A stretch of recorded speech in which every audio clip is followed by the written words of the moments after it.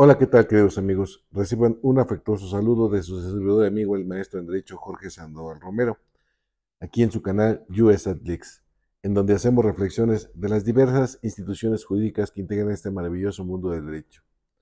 En esta ocasión voy a hablar de una acción que me han pedido muchos que hable de ella porque es muy sui generis y puede caer en el ámbito del derecho familiar o en el ámbito del derecho civil. ¿De qué acción estamos hablando? Bueno, de esta acción personal que surge cuando termina una relación matrimonial bajo el régimen de separación de bienes. Esto que quede más que claro, única y exclusivamente se va a dar en régimen de separación de bienes, nunca en sociedad conyugal o bien el concubinato. Sin embargo, tenemos que hacer una pequeña remembranza de, pues, qué es la posesión, ¿no? Y nos decía Von Jering que es precisamente es el poder de hecho que se ejerce sobre la cosa y que así también está definido en el Código Civil. El poder de hecho que se ejerce sobre la cosa y también el aforismo jurídico que reza: la posesión presume la propiedad. Y dentro de estas dos instituciones, bueno, pues debemos establecer que la propiedad es el contenido y la posesión el continente. Dentro de dentro de la posesión, vamos a tener la posesión originaria, la posesión derivada y la posesión precaria. Dentro de la posesión originaria, bueno, pues tenemos obviamente aquellos que a través de un acto jurídico traslativo de dominio adquieren precisamente este último, el dominio de la cosa, para poder usar, disfrutar y gozar de la cosa. Es decir, que son dominadores plenos de la cosa y pueden hacer con ella lo que ellos quieran. Esto se llama posesión originaria. Y cuando estamos en presencia de una posesión derivada, bueno, pues cuando únicamente se tiene el uso y el disfrute, más no el abuso. Ejemplo de ello, pues el comodato o el arrendamiento. El comodato es gratuito y el arrendamiento es honoroso. Bajo estos lineamientos, vemos que el poseedor originario puede conceder la posesión, y por eso se llama derivada, a través de estos dos actos jurídicos, en donde los poseedores únicamente pueden usar y disfrutar la cosa, mas no abusar de la cosa. Definitivamente que no, porque no tendrían ese poder de dominio sobre la cosa. Y la posesión precaria es aquella que surge de una relación de dependencia o subordinación, o inclusive podríamos decir de una relación personal o sentimental, en donde se permite la detentación de la cosa, porque quien tiene la posesión precaria únicamente detenta, no posee. Me explico, es un simple detentador, y obviamente, bueno, aquí es donde vamos a establecer la ubicación de esta posesión. Y bueno, precisamente cuando en el régimen de separación de bienes, cada uno es propietario de los bienes que hayan adquirido una vez celebrado el matrimonio, salvo excepción que surjan las capitulaciones matrimoniales, pero ahorita no vamos a detenernos en eso, sino simplemente entendamos que en la separación de bienes, cada uno es dueño de los bienes que adquiera durante la vigencia del matrimonio. Pero ubiquémonos en la hipótesis en donde, por ejemplo, el varón tiene un bien inmueble que adquirió antes de casarse, obviamente, o formar un concubinato, obviamente. En este caso, quiere e invita a la dama a que junto con él, obviamente, habiten ese bien inmueble para formar su familia y obviamente establecer lo que llama el Código Civil el domicilio familiar. Bajo esos lineamientos, la pregunta que nos tenemos que hacer: ¿qué clase de posesión tiene la señora en el inmueble en donde está formando su familia y que obviamente previamente el varón adquirió con antelación? Para que no se vea, que no se juzga con perspectiva de género, vamos a ponerlo al revés. La señora adquiere el bien inmueble antes de casarse, invita al varón a que conformen con ellos su familia ahí una vez celebrado el matrimonio o el concubinato. Y obviamente, bueno, pues al principio, pues todo es miel sobre hojuelas y en este caso particular debemos recordar, eh, nada más como brevario cultural, ese pasaje de la historia del rapto de las Sabinas, en donde, bueno, pues los romanos van, invitan al pueblo sabino para efecto de que celebren unas Olimpiadas y con el único fin de raptar a las Sabinas, que para aquella época eran las mujeres más hermosas de la época, porque pues desafortunadamente los romanos veían en sus mujeres muy descuidadas y por eso querían, según ellos, mejorar la raza. Y obviamente, bueno, pues como las mujeres sabinas ejercitaban su cuerpo, pues pensaron que con la combinación de la sangre romana y sabina, pues iban a salir mejores guerreros, ¿no? Con fuerza, gallardía y presencia. Y obviamente esto, ¿por qué se los estoy comentando? Bueno, porque cuando los romanos raptan a las sabinas, matan a los sabinos, las cargan y obviamente las llevan a su casa y les dicen la siguiente frase, ¿no? Mujer, te deposito en tu casa, a partir de ahora tú vas a mandar aquí, pero me debes sumisión y obediencia porque yo soy tu varón. Y bueno, pues esto es lo que en un momento dado pasa cuando ustedes van a una boda y le dicen que la cargue, y esa es la tradición para que el varón la cargue. Pero bueno, hecha esa nada más, esa pequeña cápsula histórica, continuamos con nuestro relato. Y bueno, pues les digo, todo es miel sobre hojuelas y van viviendo por un tiempo. Y bueno, pues llega el momento en que ya surge un problema y provoca la ruptura del matrimonio o la ruptura del concubinato.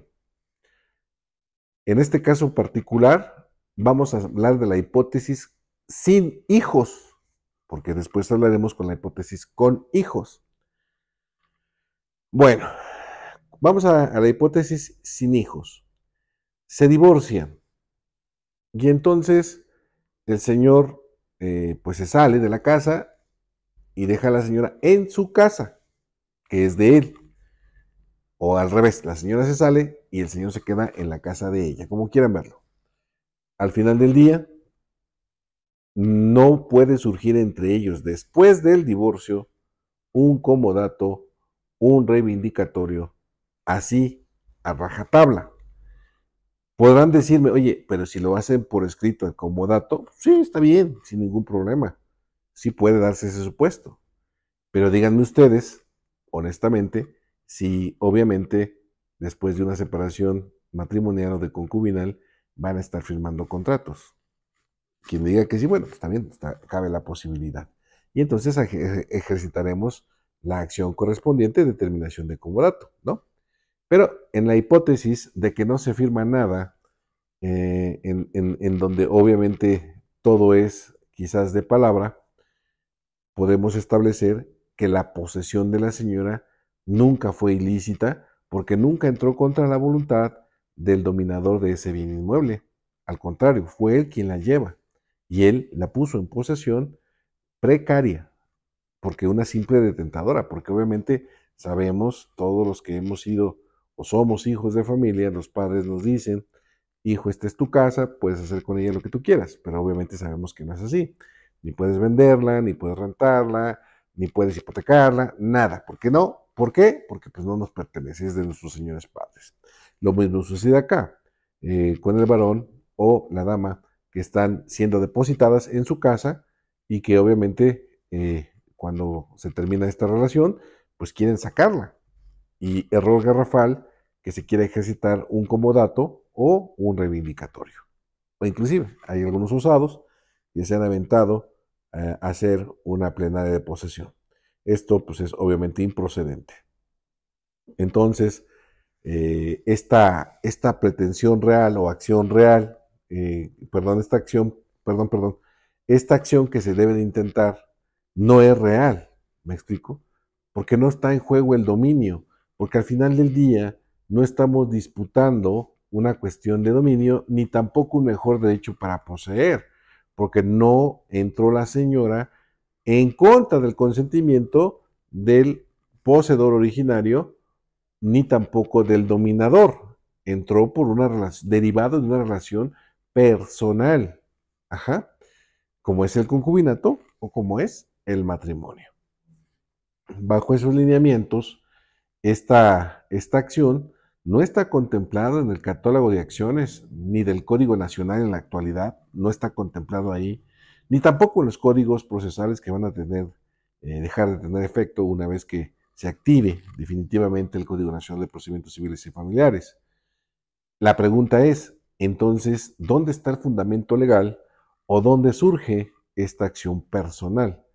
Bueno, es un trabajo jurisprudencial por parte de la Corte en el sentido de reflexionar y establecer que tiene que ejercitarse una acción personal derivada de la terminación de la relación matrimonial o concubinal según sea el caso. Por lo tanto, tienes que plantear una acción de carácter personal y tu fundamento de derecho será la jurisprudencia que ha emitido la Corte en este sentido, en donde no puede ejercitarse una acción real o una personal derivada de un comodato o de un arrendamiento. ¿Me explico? ¿Por qué? Porque esas son posesiones derivadas, valga la redundancia, de una relación contractual. Y un matrimonio y un concubinato no es una relación contractual. Es sí un proyecto de vida en común, con el consentimiento de dos personas, pero de ninguna manera establecemos cláusulas, ni de rescisión, ni de terminación, ni cláusulas penales, ni nada así por el estilo. Simple y llanamente se termina ese proyecto de vida. Y por lo tanto tienes que ejercitar esta acción personal de terminación de relación de matrimonio o concubinato. Y como consecuencia la entrega de su ocupación del inmueble. Eso es lo que se tiene que pedir, obviamente. No puedes pedir el pago de una renta. ¿Me explico? ¿Por qué? Porque repetimos, la posesión es precaria y consentida por parte del Señor. Y me podrán decir muchos, oye, pero es que ya después de que ya no somos nada, pues tiene que pagar. Pues sí, definitivamente, pero entró porque tú quisiste, porque tú le permitiste y porque existía una relación sentimental entre los dos. Y entonces, bueno, pues no cabría la posibilidad de ejercitar un pago de rentas, ¿no? Entonces, es lo que se tiene que hacer. Pero ¿qué ha pasado en la praxis también? Ahora vamos a la hipótesis con hijos. Bueno, sabemos también que los señores pueden ejercitar esta clase de acciones en la vía civil y obviamente al momento de emplazar a la señora en el domicilio que es propiedad de él o de ella, según sea el caso, pues ¿qué van a contestar? Bueno, pues sabes qué, señor juez, yo en el juzgado familiar llevo una situación de divorcio, pago de pensión alimenticia, custodia de los hijos, o bien un procedimiento de violencia, y se nos ha otorgado el domicilio para que se mantenga ahí la persona que sufre violencia, ¿no? El sujeto pasivo de la violencia que es ella y los niños.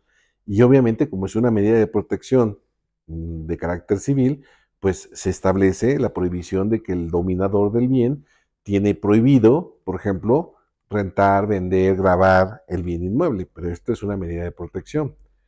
Entonces, si esto es así, el juez civil no va a poder de ninguna manera ordenar la salida de la señora.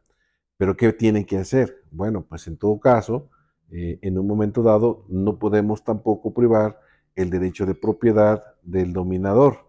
Y en todo caso, al momento de dictarse sentencia, se dicta con perspectiva de género y obviamente tendremos que notificar al señor juez de esta situación en cuanto a que ha procedido esta acción personal, pero que no se va a poder ejecutar la determinación judicial hasta en tanto quizás se cumplan con las medidas de protección o de restablecimiento de las relaciones familiares. Si esta condicionante no se da, bueno, pues entonces no va a poder ejecutarse.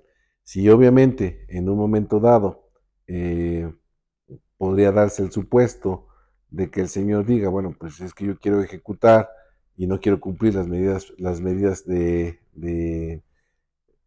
las medidas que se están decretando para restablecer la paz familiar en violencia familiar, pues entonces no vas a poder ejecutarlo, se va a quedar así. Y esto no significa de ninguna manera que te estamos privando del derecho de propiedad, sino que tienes que cumplir con esto. Pero también puede darse el supuesto que quizás ya se dio el divorcio, pero sigue el procedimiento de divorcio, el procedimiento de violencia, y obviamente se tendrían que respetar estas medidas de protección en relación a la persona.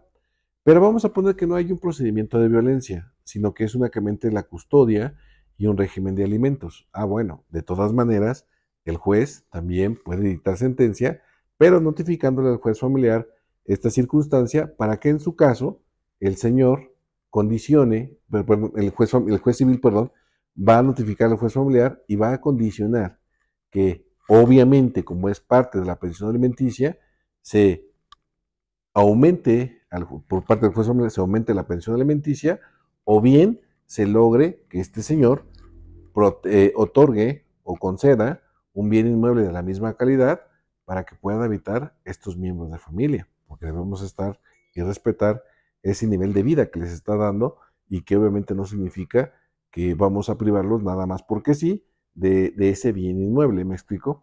Entonces, en este caso particular, repito, estos son los supuestos en los cuales puede darse el conocimiento de un juez civil. El juez familiar, ¿cuándo va a conocer directamente de esta audiencia, de esta acción? Bueno, una vez decretado el divorcio, pues obviamente pasamos a la etapa de pretensiones de hechos y pruebas en el actual procedimiento de divorcio sin causa, y ahí tendremos que establecer esta circunstancia, pero al final del día, el juez familiar tendrá que aumentar la pensión alimenticia porque momentáneamente se está estableciendo una disminución de la misma o, no se está o se está tomando en cuenta que al ser propiedad del señor, bueno, pues eso es un rubro de lo que es los alimentos y no tendría ningún problema. Pero si en un momento dado el señor juez dice que se considera procedente esta situación de la salida de la señora, pues va a tener que incrementar el pago de la pensión alimenticia.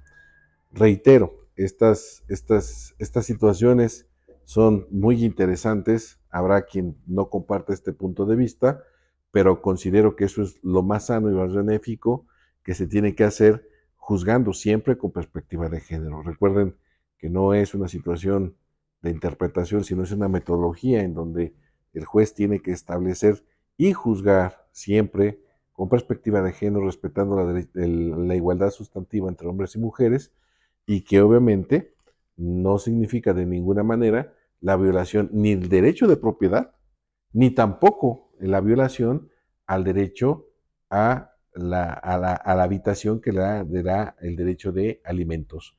O bien, en un momento dado, esta circunstancia, reitero, se tendrá que ver desde el punto de vista de una relación asimétrica de poder, en donde pues obviamente el varón es el dueño del inmueble y quiere, bueno, con justa razón, sí, su bien inmueble, pero también tiene la obligación de cubrir la pensión alimenticia y obviamente tendrá que elevarse esa pensión alimenticia porque pues obviamente las personas que están habitando tienen derecho a ello como rubro de los alimentos. Para muchos esto podrá sonar injusto, pero de ninguna manera es injusto el que se tenga que aplicar la perspectiva de género para establecer una igualdad entre hombres y mujeres o entre personas, para que no quede esta situación discriminatoria entre personas, y que obviamente se va a salvaguardar siempre la dignidad que como persona merecemos. Y que, reitero, esto no significa de ninguna manera que se está violando el derecho de propiedad, ni tampoco que se está o que se va a permitir el que se violenten medidas de protección tratándose de violencia familiar, ni tampoco lo que es el rubro de alimentos en perjuicio de los menores, porque también debemos proteger el interés superior del infante. Y el infante no puede ser despojado de un bien inmueble que está poseyendo porque simplemente el papá quiere que se les quite, pues obviamente va a tener que incrementar esa pensión alimenticia porque es necesario que se proteja su sano y adecuado desarrollo. Como ustedes se pueden dar cuenta, trae muchas situaciones que entender, que explicar, y que obviamente no representa una gran dificultad su planteamiento. Lo que representaría una dificultad sería su ejecución, e inclusive el momento de dictar sentencia. Porque obviamente yo no puedo decir como juez, un juez civil, decir, ¿sabes qué? No dicto sentencia hasta en tanto se resuelva la cuestión familiar. Bueno, pues sí, hay una hipótesis normativa en el Código de Procedimientos que dice que estás impedido de dictar sentencia hasta que se resuelva otra controversia que tenga impacto en esta. Sin embargo, yo no sería partidario de esa idea, tomando en cuenta de que estamos hablando de dos situaciones, de dos vías y dos situaciones de carácter y de naturaleza distinta, porque ahí es derecho familiar, acá es derecho civil, y que obviamente no estamos hablando de que debe privilegiarse alguno de los dos, sino que al final del día lo que vamos a ver es el derecho humano, de los derechos humanos de cada una de las partes, y tendremos que hacer esta ponderación en relación a la perspectiva de género y protegiendo siempre a los más vulnerables, que en este caso serían las mujeres y los niños, los adultos mayores, personas con capacidades diferentes, personas con discapacidad, y que obviamente tendremos que actuar de esa manera.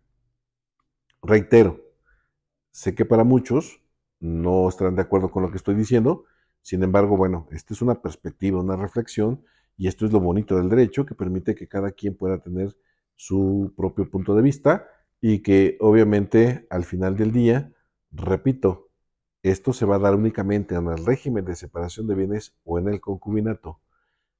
Esto nada tiene que ver con la pensión compensatoria patrimonial que pueda pensarse puede obtener la mujer o el varón de los bienes del otro, porque al final del día, recordemos que ese rubro, pues es únicamente sobre los bienes que se adquirieron durante la vigencia del matrimonio por la mutua consideración, solidaridad y apoyo, más no sobre los bienes que se adquirieron antes. ¿Me explico? Entonces, bajo esos lineamientos, repito, estamos en presencia de una acción personal que se tiene que ejercitar. eh, Puede ser conocedora por un juez familiar o puede ser por un juez civil de acuerdo a la situación o hipótesis en la que se encuentre los procedimientos. Reitero, el juez en materia civil tiene que ser, y el juez también en materia familiar, obvio, por obvias razones, tiene que ser muy atingente y muy acuicioso para efecto de detectar y juzgar siempre con perspectiva de género, evitando siempre la desigualdad entre uno y otro y que afecte la dignidad que como persona merece uno u otro. Y que obviamente también se tiene que establecer de manera adecuada, razonada, razonable, ¿sí? La manera de cómo no violentar los derechos de uno y de otro. Bueno, amigos, esto nada más es una explicación muy breve y concisa. Repito, yo no tengo la razón, ustedes tendrán la última palabra. Esto es únicamente para dejarlos ahí con inquietud y que procedan al estudio y análisis de esta acción de carácter personal. Como siempre, quedo a sus órdenes de ustedes y nos vemos hasta la próxima.